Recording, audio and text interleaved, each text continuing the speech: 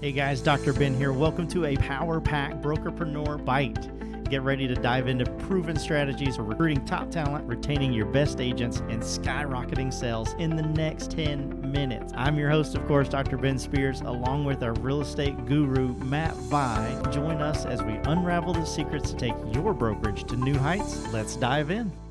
Hey guys, welcome to yet another episode of the Real Estate Recruiting Podcast. I'm here. I'm Dr. Ben Spears, the ambassador of Flow, talking to the big guy himself, who's always here because you know I can't do this alone. No. How's it going, Matt? Doing good.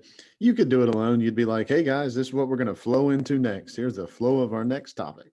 Yeah, they're like, welcome to Ben's 30-minute joke session. Joke-a-thon. If you want to support these jokes, pick up the telephone. Oh, yeah, The joke-a-thon. How's it going, dude? Doing good, man. Doing good. Another day in paradise, living the dream. Yep, absolutely. We're gonna talk about a cool topic today. So we're gonna jump into adaptation or adapt and abandonment, and the difference between the two when it comes to your recruiting processes and how to look at that to decide whether the things that you're doing you need to keep doing them or whether you need to let them go. Yeah, I like it. And guys, we just finished up our 4-part series on how to become a great recruiting manager. So if this is maybe the first time you're listening to this, make sure you go back and take a listen. 4 of the last 5 episodes. Those are really cool. We also had just celebrated our 100th episode. A few episodes ago. We have Mr. Bob Berg, who co-author of The Go-Giver, best-selling author. So go and check out that one as well. But if it's not your first time here, if you're not a first-time caller, Right. the routine. Requesting a joke. Yeah, exactly. The routine, make sure wherever you are, you hit that follow button, that subscribe button. There's no better time than the present than to go to prospectboomerang.com, sign up for a free account, join our free recruiting group. You get access to some of our downloads and some of our lead magnets to bring more agents into your office. Lets us get to know you and your business a little bit better, and hopefully lets you guys get to know us and ours as well. So Matt, adapt versus abandon. They both start with the same letter, but that's about the only similarity, right? It's the only similarity. But we put jokes in the group too, don't we? I think we joke around in there too. We have a little bit of a joke-a-thon that goes on inside the group, right? I can start throwing dad jokes left and right, guys. Right.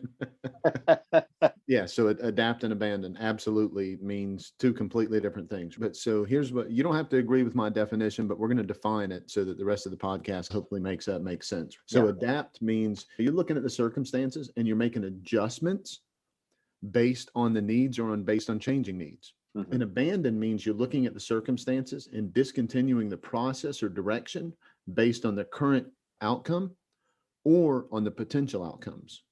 Okay. Yeah. So the reason why we're talking about this is we have conversations with people, right? We try to talk to as many people as we possibly can. I think our audience knows this. We have clients, but we also have a ton of other people that we talk to on a regular basis. We just like getting feedback. We just like having discussions because it allows us to be more connected, big picture with what's going on. And one of the things that comes up a pretty decent amount is people will say things like, oh yeah, I need to get rid of doing this program, or I was using this in the past and I needed to do this now, or the franchise system offers this and I really like it, or I want to start using it, or franchise system offers this and I don't ever use it because of this reason, or I'm going to discontinue it, or whatever the deal is.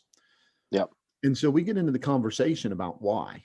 Right? Because we like to go 3 deep on things so that we understand them better. For sure. We ask questions. And when we ask questions, we see a lot of times there's a feeling of the results that drives the decision of the results. How people feel like they think things are going instead of how they are actually going. Because we'll say things like, oh, okay, you're going to discontinue doing that. And they say, yeah, we're just going to quit doing that. How come? I feel like it's not helping the agents that we're actually doing, or I feel like the agents we're getting from that aren't really connected with whatever. And I'm like, okay, so tell me a little bit more about that. Are you having conversations with those agents that aren't joining? I talked to the manager and he feels the same way. Not that feelings don't matter, because feelings matter. It would be likely to say something like feelings don't matter. Right. But the truth is, you have to have some reason why you're feeling that way. Or sometimes it's just an emotional attachment to things that happen that cause you to make that decision. And that can be an issue because you might be letting go of something that you should be holding on to, or you might be holding on to something that you should be letting go of. So that's why we wanted to dig into a little bit about how to make that decision a little bit better today, right? So how can you decide if something is working for you, and if not, what to do about it, right? So I think that the first thing that we do is we take a look at, we talk about measuring all the time because it's really important. So we're going to touch on that a little bit today, but that's not the bulk of how you make that decision. There's a lot of other factors that go into it. Right. But first of all, take a look at, are you improving based on what's happening, or is what you're doing just making things different? Right. So that's it. Yeah, that's a good point. Because different, it's weird to say improving can be boring. Yep.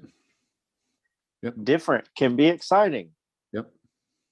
Right. Yep. And sometimes that's what people are looking for. They're looking for that constant silver bullet, just that variety, that fun, that excitement, having just everybody build around and say, yes, I love that idea. Let's just go after it. And then as something's actually starting to work and actually it's actually improving, even if it's on a small scale, sometimes it can, or even a large scale, sometimes it can just be like, yeah, it's so boring. I'm tired of doing the same thing. It's so monotonous, right? Do the same thing. You're just making gazillions of dollars, getting all these recruits. Yep. It's so boring. and so we've got a fascination as an industry with innovation, right? Absolutely. Right. So that's what this whole disruptor and distractor and all that crap is coming from, right? Yeah, we love it and we're terrified by it at the same time. And that's why we love it.